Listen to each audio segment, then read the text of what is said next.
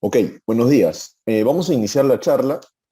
Les decía que he estado leyendo un poco las dudas que han estado colocando en las encuestas y las que me han estado escribiendo. Y bueno, he tratado de alinear un poco la presentación del día de hoy hacia las principales dudas que estamos teniendo. Es una charla corta, principalmente para exponer qué cosas se pueden hacer, hasta dónde llega nuestro alcance con elementos finitos y principalmente que ustedes puedan ver algunas opciones de investigación para que puedan desarrollar y nosotros pues podamos asesorarlos en todo lo que necesiten. Para esto les decía que yo ya tengo 8 años de experiencia soy ingeniero mecatrónico de formación, ya tengo 5 años aplicándolo al tema de salud, a proyectos de investigación, principalmente en huesos, últimamente he estado viendo un poco de dientes también, así que vamos a hablar un poquito de ello. Para esto vamos a dividir nuestra presentación en 5 puntos muy separados, muy cortitos, para ver y aprovechar el mayor tiempo posible con las dudas que ustedes puedan tener. Primero es el alcance. De repente tenemos un poco de dudas sobre qué es lo que puede hacer elementos finitos, hasta dónde puede llegar. Principalmente elementos finitos lo que hace es un método, en realidad es un método de cálculo, que lo que hace es dividir el cuerpo entero en secciones de malla, en pequeños puntos, en pequeños nodos, y a partir de ello, pues nos da el resultado a un determinado escenario. Por ejemplo, acá vemos un cráneo que está sufriendo un golpe en la zona de la mandíbula, y bueno, ese golpe se puede calcular, podemos saber cuánta es la fuerza del golpe de una persona, y en base a eso, pues yo puedo saber qué interacción está teniendo, cómo se está deformando la mandíbula, si el golpe a partir de cierta magnitud ya puede llegar a romper algo, ya puede llegar a deformar algo, y cómo afecta esto al conjunto. Normalmente vemos los colores y asociamos el azul a un bajo cambio, a una baja tensión, a una baja deformación, y los colores más vivos a una alta deformación o a una alta tensión, ¿no? Aquí podemos ver en un conjunto cómo pues básicamente la zona superior no está siendo afectada y es esta zona la que sufre principalmente el estrés o las deformaciones. En base a esto nosotros podemos hacer diversos cálculos. O sea, puede ser desde un tema prácticamente único, como es, acá tenemos básicamente dos elementos, ¿no? Un fijo, un cráneo y una mandíbula. Son dos componentes de materiales muy parecidos, por ahí que puede haber pequeñas variaciones, pero principalmente es eso. Tenemos otro tipo de alcances, por ejemplo, ya con un casco, ¿no? Con un casco, ¿cómo hago para yo recibir el golpe? ¿En qué zonas me afectaría más? ¿En qué zonas me afectaría menos? El cálculo de elementos finitos nos permite también comparar distintos resultados en distintas zonas. Lo complejo muchas veces es llegar a dibujarlo, ¿no? Llegar a modelarlo, pero también tenemos técnicas que nos permiten hacer eso. Otro tipo de alcance, bueno, esto sí no lo hice yo, es de una investigación que leí hace unos meses, es sobre huesos. Principalmente se hace análisis también de fatiga en un hueso. Por ejemplo, cojo un hueso y lo comienzo a fatigar en cierta dirección y a partir de eso podemos ver qué le está sucediendo al hueso de manera interna.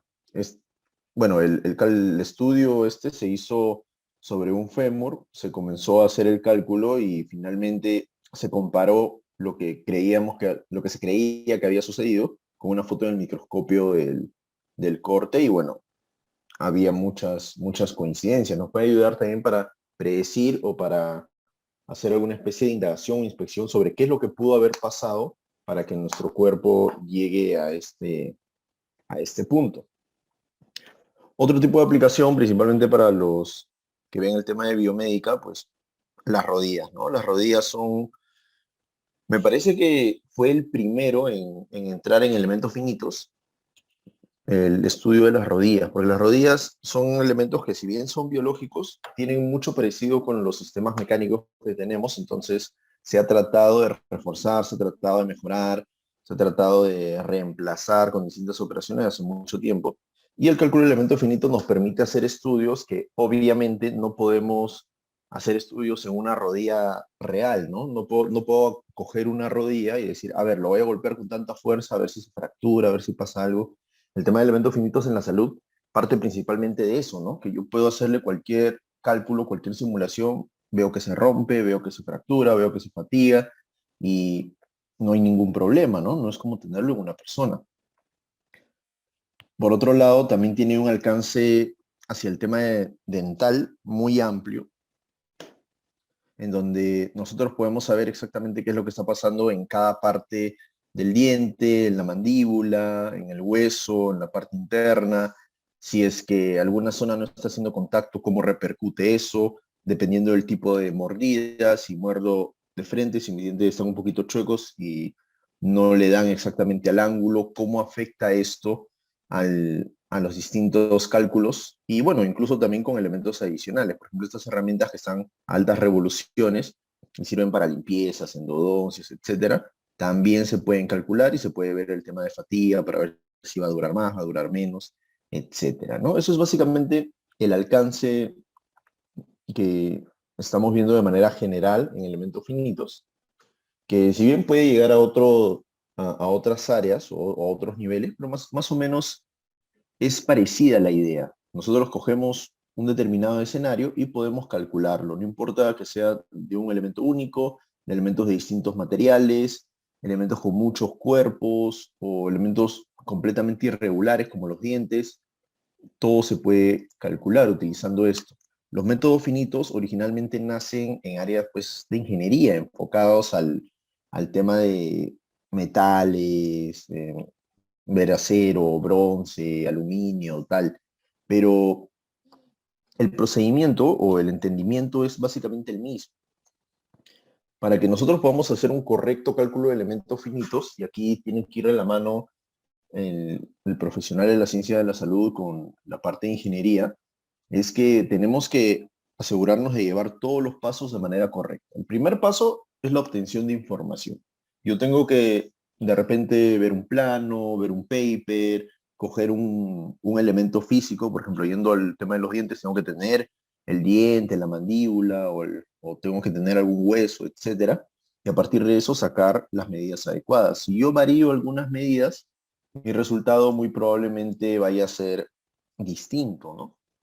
Entonces tengo que tener toda la información. A partir de esa información, yo voy a hacer un CAD. Un CAD es un dibujo en la computadora, que puede ser en 2 dimensiones o en 3 dimensiones. Normalmente para el tema de salud utilizamos en un 99% de los casos 3 dimensiones, ¿no? Casi no hay esquemas para hacer en 2D. Y bueno, este 3D nosotros lo podemos obtener de muchas maneras. Pueden ayudarse de escaneados, pueden ayudarse de planos, pueden ayudarse incluso del sólido final. Puedo traer una mandíbula y comenzar a sacarle medidas y dibujar, etcétera. Entonces, este es el primer gran paso, ¿no? Tener el dibujo. Una vez que tengo el dibujo, este dibujo se tiene que traducir ya a se puede decir un mundo distinto que es el de las mallas. O sea, yo lo entiendo así, como un bloque, yo soy una persona, pero la computadora para hacerle cálculo de elementos finitos no lo va a entender como un bloque, lo va a entender como un conjunto de nodos. Entonces, este conjunto de nodos, ahí sí entra mucho la parte de ingeniería, porque ahí, dependiendo de distintos criterios, yo voy a poder elegir la malla adecuada, la forma adecuada, el número de nodos adecuado, etcétera. Y ahí viene todo un tema de cálculos adicionales. Y a partir de esto, pues, el programa exporta las ecuaciones, ¿no? Toda la parte matemática que se tiene que solucionar. Ahí entra mucho el lado científico, porque dependiendo de la estrategia matemática que se opte, se puede tener una solución de un cálculo en 1 hora o en 15 horas o en 100 horas, dependiendo del método matemático que utilice. Entonces, ahí entra un poquito la parte científica. Bueno, luego pasa por una calculadora, que es básicamente un solver. Cada programa tiene un solver que me permite desarrollar estas ecuaciones. Y luego viene la interpretación gráfica, ¿no? En la interpretación gráfica se tiene que trabajar mucho de la mano con el personal de salud, porque es él quien va a interpretar mejor los resultados, ¿no? Acá, por ejemplo, tenemos una pequeña ruedita engranada que, bueno, ahí fácilmente un ingeniero, un científico puede descifrar, ¿no? Y decir, ya, aquí tengo más tensiones, probablemente por la zona de fabricación, porque acá hay un brazo, etcétera. Pero en el tema de salud, pues obviamente necesitamos de la mano de un personal de salud que nos diga, acá ocurre esto porque, no sé, el diente normalmente se fatiga acá, por esto y por tal, etcétera. ¿Ok? Este es básicamente el método con el que se trabaja. Y este método de elementos finitos cumple independientemente del software que yo utilice, independientemente de la calidad de computadora que yo tenga. Siempre voy a tener que pasar por todos estos pasos y las distintas especialidades o distintos profesionales que puedan intervenir aquí se hacen necesarios. Aplicaciones en el mundo hay muchas.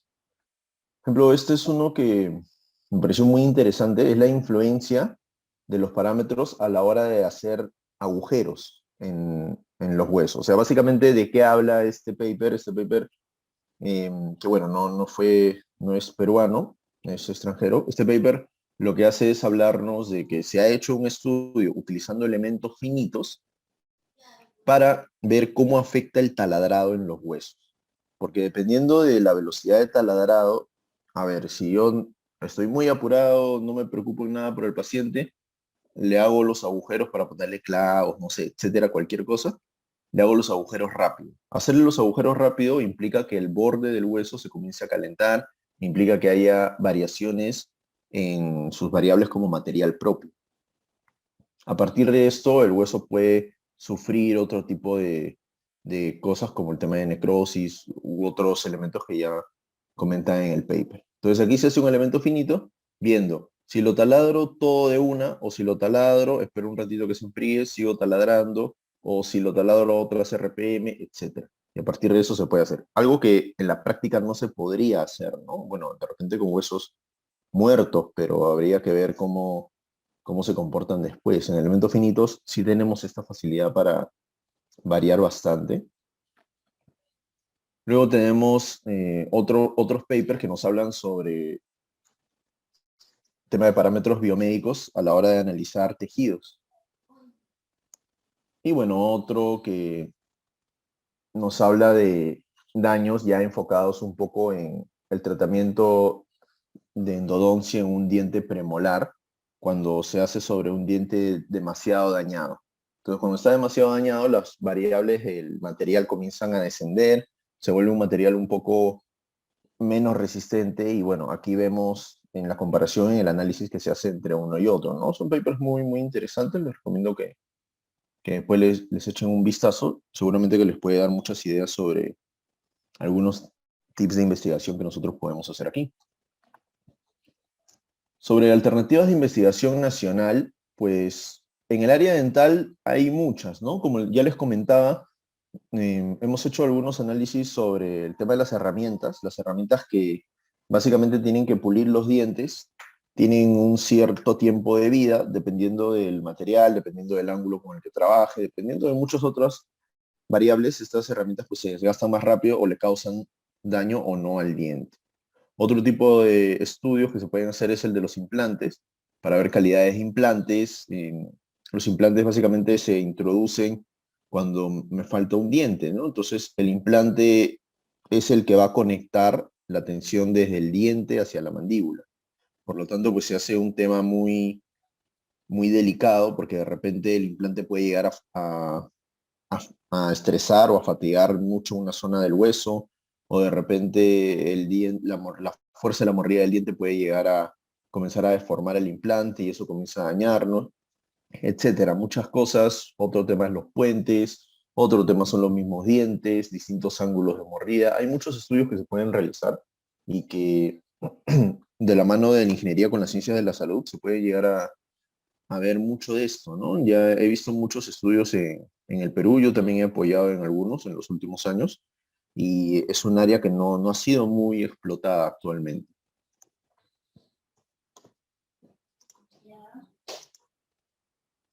Yendo un poquito para el tema del, más del cuerpo, pues tenemos el estudio de los huesos. Los huesos son, creo que los favoritos del tema de elementos finitos. Siempre revisamos esto, siempre hay alguien interesado en analizar qué pasa si golpeo acá, qué pasa si deformo acá, qué pasa si me falta ¿Qué pasa si me falta una zona del hueso? Si, con qué material sería mejor rellenarlo, con qué soporte sería mejor ayudarlo, etcétera. Todo esto se puede hacer en elementos finitos, siempre de la mano de las alternativas y las propuestas de la parte del área de la salud. A veces cuando los ingenieros solos están haciendo este tipo de estudio, pues a veces no se toman en cuenta otras variables que sí pueden ser determinantes, como el tema de, estuve asesorando algunos colegas que estaban viendo el tema de elementos finitos para apoyar en materiales sustitutos para los huesos y estuvimos avanzando mucho en unos materiales y ya cuando se iba a presentar la investigación, pues decidimos asesorarnos con un médico y nos habló de que los materiales que estábamos colocando podían presentar alergias, podía ser que el cuerpo los rechace y son detalles que de repente en la parte de ingeniería no se pueden, o no es que no se puedan, pero no es que se tengan mucho en mente, ¿no? Siempre se necesita ambas partes. El tema de las articulaciones, las rodillas, los codos, que son los predilectos para ver el tema de cálculos, porque son los que sufren mayor fatiga, mayor desgaste. Hay un proyecto que todavía no ha arrancado, pero hay un proyecto de investigación que dentro de poco va a arrancar sobre el tema de las personas que hacen ejercicios, los que están mucho en el gimnasio y hacen cierto tipo de ejercicios. Entonces vamos a hacer un cálculo de elementos finitos para ver cómo nos afecta cierto tipo de ejercicios versus otras rutinas de ejercicios. Entonces, para ver cuáles de ellos pueden llegar a fatigar o llegar a afectarnos las articulaciones, ¿no? Es básicamente llevar a los números lo que la experiencia de repente de los entrenadores profesionales, cuando uno va a un gimnasio, un entrenador profesional te dice, no haz el ejercicio de esta manera, te va a doler el codo, no hagas así, tienes que sentarte más, etcétera. Bueno, esto lo llevamos ahora a los números para ver realmente pues qué cosas nos hacen daño y qué cosas no. Y lo clásico, yendo a la parte ya pura de ingeniería, pues tenemos el tema de engranajes, estructuras, piezas, yendo a la parte metalmecánica también. Tenemos mucha área para investigación. Hace poco en la uni también se estaba haciendo una investigación apoyando ya al ingeniero Vilches sobre el tema de los engranajes, donde como solamente la forma del diente de un engranaje, cambiándole un poquito la forma, se puede obtener un factor de seguridad muy superior para distintas aplicaciones, ¿no? Lo que pasa es que normalmente este tipo de mecanismos, los engranajes, las roscas, etcétera, están hechos porque para la mayoría de casos la forma del diente o la forma de la rosca es la más adecuada.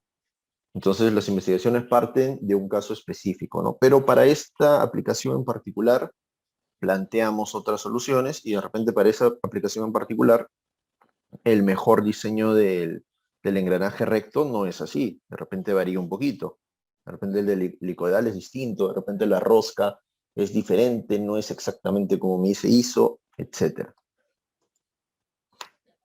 Y bueno, eso es básicamente lo que nosotros tenemos en rasgos generales sobre el tema de elementos finitos. No hay mucho que no se pueda hacer. Nosotros llegamos desde lo básico, desde lo inicial, desde partir de la idea, hasta poder apoyar para el tema de hacer el cálculo final y tener ya la investigación lista, ¿no? También hay otra rama que habla sobre el tema de la fabricación de estos componentes. De repente ustedes encuentran, no sé, el engranaje ideal para hacer el cálculo o de repente encuentro que si yo modifico este implante un poquito, hago que acá sea más abierto, más ancho, de repente veo que tiene mejores resultados. También tenemos técnicas computacionales que nos permiten fabricarlas con mayor facilidad, porque las máquinas herramientas tradicionales no nos dan tanta precisión como si nos pueden dar una máquina de control numérico, ¿no? Entonces, es básicamente lo que se ofrece aquí. Así que bueno, comencemos con las preguntas. A ver si hay alguien que tenga alguna duda, que no haya quedado claro o algún interrogante.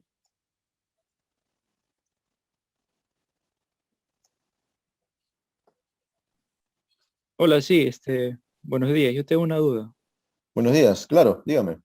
Sí, respecto a los resultados básicamente que se obtienen por la simulación utilizando los elementos finitos, básicamente a la exactitud y a la fiabilidad. Eh, Me gustaría saber cómo se está seguro de que se tienen unos buenos resultados y porque básicamente la interpretación se basa en los resultados.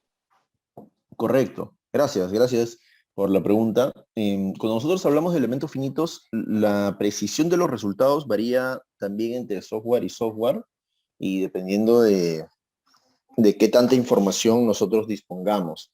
En sí, podemos hablar de que el error va un promedio de 3 a 5%.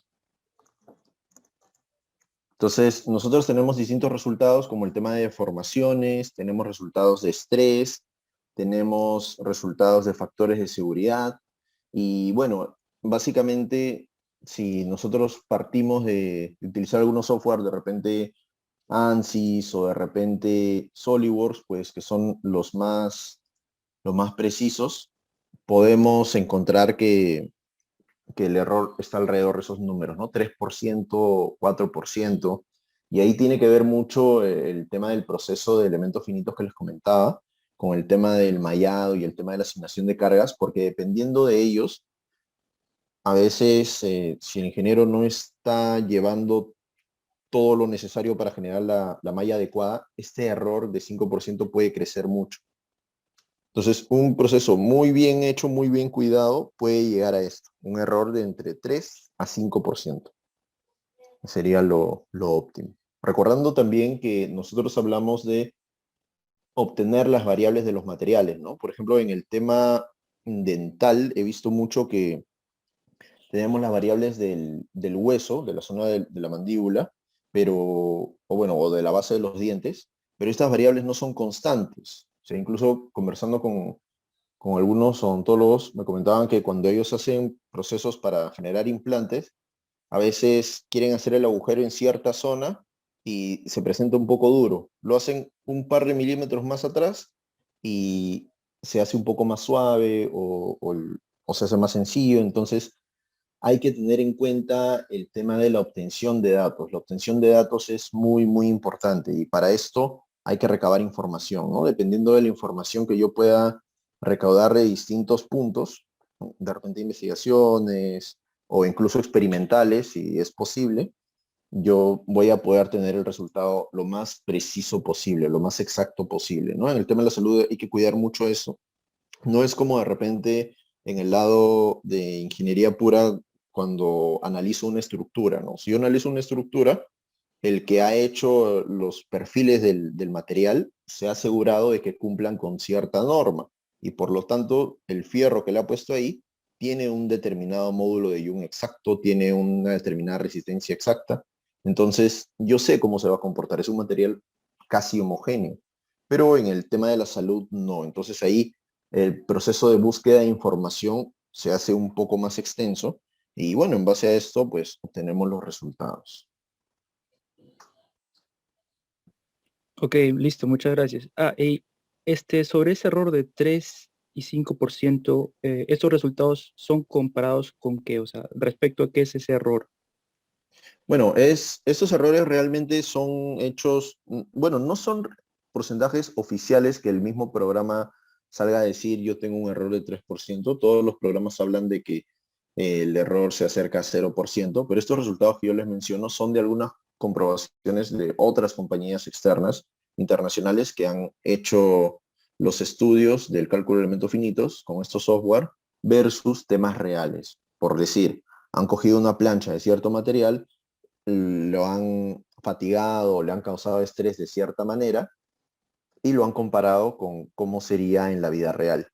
Y a partir de esto han medido deformaciones, han visto que se ha roto o no se ha roto, etcétera. Y estos son los números finales a los que se llega en la conclusión.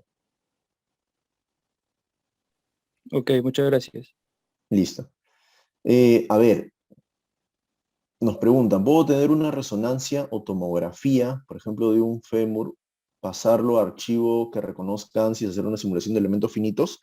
Directamente no. Tiene que hacerse de manera manual. O sea, yo puedo a partir de una foto, a partir de una imagen, de un bosquejo o de una resonancia o tomografía, a partir de esa se puede hacer el dibujo si se tienen las herramientas adecuadas. Es un proceso un poco tedioso, pero sí se da. Si se tiene toda la información, se da. Entonces, la respuesta ahí sería que de manera automática no hay, pero manualmente sí se puede hacer y bueno, personalmente sí he hecho ese tipo de diseños directos, ¿no? Porque obviamente si quiero estudiar un fémur de una persona viva, pues no puedo sacarle el fémur, ¿no? Tengo que hacerlo con estos métodos y a partir de ellos dibujarlo.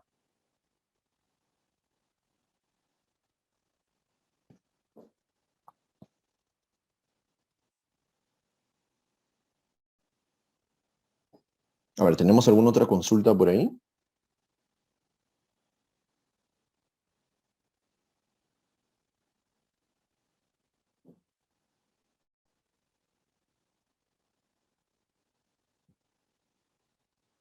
¿Cómo se...? Bueno, sobre el tema de...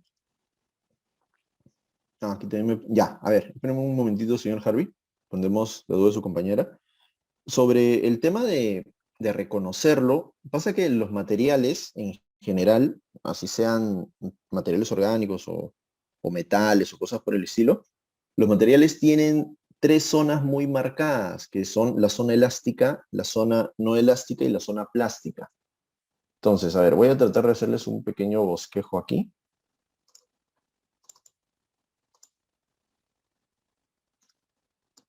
Entonces, todo material tiene un cierto comportamiento, ¿no? Cuando yo comparo las tensiones versus las deformaciones unitarias, todo material va a pasar esto, ¿no? Conforme va incrementando la tensión, va incrementándose la deformación unitaria.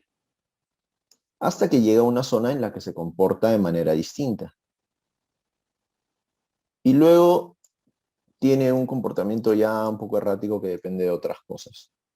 Normalmente nosotros vamos a tratar de que los materiales trabajen en esta zona. Esta es la que se denomina zona elástica. ¿Qué significa eso? Que entre los parámetros que ustedes van a ubicar o se van a buscar de distintos materiales, yo siempre voy a buscar este punto de acá. Este punto de acá es el punto en el que el material deja de comportarse de manera elástica y pasa a ser conocido como un material que está en la zona no elástica.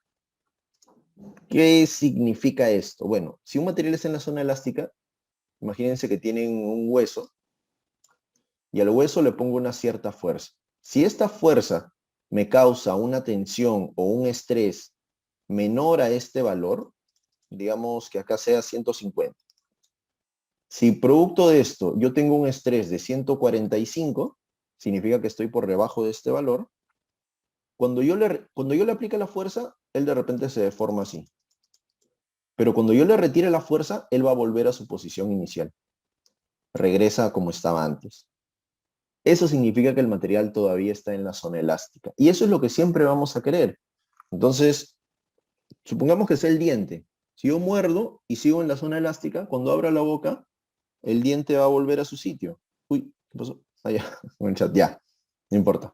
Les decía que el diente va a volver a su sitio. Pero si ya me pasé de este valor, si ya me pasé de este 150, si ya subí demasiado, ya no va a volver a su sitio, sino que el hueso que estaba así, lo deformé, quedó medio así, regresará pues por aquí más o menos, pero no va a volver a su posición inicial. Quiere decir que el material ya no va a estar como nuevo y va a tener otras características y con una cierta tensión, antes, digamos, antes el 145 significaba que él se iba a deformar unos 3, digamos, en deformaciones unitarias 3. Pero si ya me pasé de este valor, él genera una nueva curva y con 145 significa que él se va a deformar ahora 5. Entonces el material poco a poco se va a ir acercando hacia la zona menos grata, que es la zona de ruptura. Es por eso que normalmente en los estudios o en las investigaciones lo primero que buscamos es esto. que el material se mantenga en la zona elástica. Entonces, respondiendo a su pregunta, ¿cómo sé cuando mi simulación está bien? Principalmente con esto, cuando mis tensiones son menores al límite elástico. Y bueno, eso se traduce en factor de seguridad, ¿no? A ver, vamos a ver las demás preguntas. ¿Qué parámetros necesito saber del diente para simularlo? Bueno, primero necesito la forma, ¿no? Necesito las medidas, las curvas, cómo son, etcétera. Luego de eso necesito saber principalmente, vamos a anotar por acá, principalmente necesito el límite elástico, que ya lo hemos hablado. Disculpen que esto no tiene tilde, vamos a ponerle tilde ahí. El límite elástico, necesito el coeficiente de Poisson, necesito la densidad y necesito el módulo de Young. Con estas 4 variables yo puedo hacer todos los análisis que necesito. Ahora, si quiero hacer fatiga, ya necesito algunas cositas más. Si quiero hacer análisis térmico, necesito otras cositas más, y así vamos avanzando. Pero básicamente para iniciar, necesito los de acá. Ok, a ver, otro dato. Desde cualquier versión de... No, puede ser, bueno, si van directamente al programa ANSYS, ANSYS hace simulaciones pues desde que se creó, ¿no? ANSYS nació para hacer simulaciones. Obviamente, mientras utilice una versión más reciente, probablemente tenga algunas herramientas que hagan más didáctico o más fácil la simulación, o de repente me reduzca un poquito los errores, o haga que sea un poco más rápido, pero no necesita exactamente una versión específica. Lo que pasa es que ANSYS o SolidWorks o cualquier software no tiene un módulo específico que diga simulación de huesos, simulación de dientes o simulación de tal. Es una sola interfaz y se tiene que utilizar para hacer distintos tipos de simulaciones. Yo necesito conocer el programa en general y poder, en base a esto, poder generar lo que yo necesito, ¿no? Poder manipularlo para que vaya hacia el lado que a mí me conviene. Los parámetros son esos, los parámetros que hablábamos son esos, principalmente módulo de Young, coeficiente de Poisson, densidad y, si es posible, límite elástico. Y con estos ya nosotros podemos hacer cualquier tipo de cálculo o de simulación.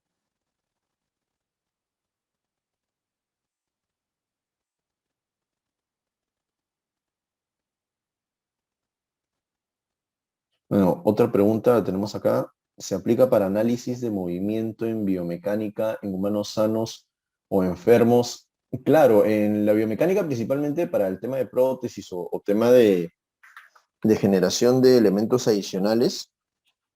Sí, porque nosotros antes de armar un determinado componente o un determinado ensamblaje, yo necesito saber cómo es que se va a comportar. Si de repente esa prótesis o ese aditamento adicional que yo quiero ponerle a alguien que de repente no puede mover bien el codo, no puede mover bien la rodilla, obviamente la tengo que primero dibujar y analizar en el programa para ver si no va a presentar fatiga. De repente después de unos 200 pasos comienza a desgastarse o comienza a fracturarse, o de repente cuando hago un cierto movimiento o lo hago un poco fuerte, puedo llegar a afectar a este mismo componente. Entonces, es necesario dibujarlo, hacerle las animaciones para ver el movimiento, que tenga los grados de libertad que yo quiero, y luego llegar a implementarlo, ¿no? He visto muchas aplicaciones de estas y sí, todas parten pues del dibujo y del cálculo de elementos finitos.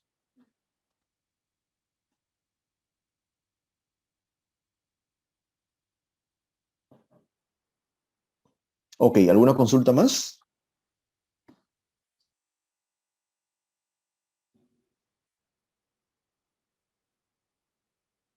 No solo calculamos informaciones. Como les decía, calculamos principalmente el resultado que siempre se ven en las investigaciones es el de tensiones o en inglés stress, que implica qué tanta presión está sufriendo el material. Esto normalmente expresado en megapascales.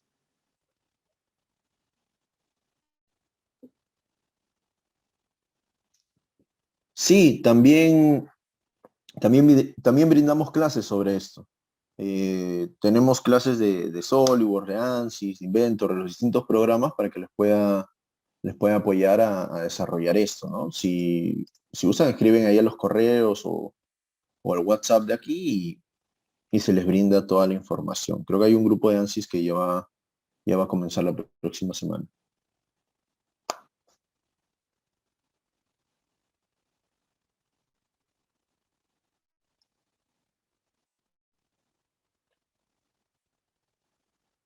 Bueno, viendo el tema de soldadura, sí, hay algunos programas que me brindan herramientas específicas como SolidWorks. O sea, si usted quiere ver para el tema de estructuras netamente y colocarle soldaduras o piezas con soldadura, pues ahí sí SolidWorks sería su herramienta predilecta, donde directamente le pone qué electrodo es o qué material es, de qué tamaño, en qué zonas va y la soldadura pues al final me va a decir, mira, esta soldadura sí te aguanta tanto o no, no te aguanta, tenías que haberle puesto una garganta más grande, etcétera, distintas cosas.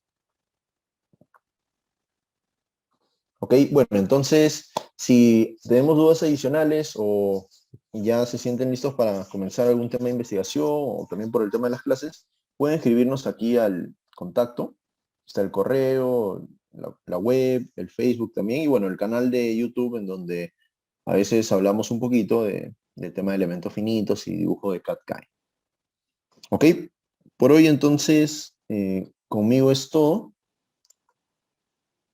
Muchas gracias y nos estamos viendo en una siguiente oportunidad. Hasta luego.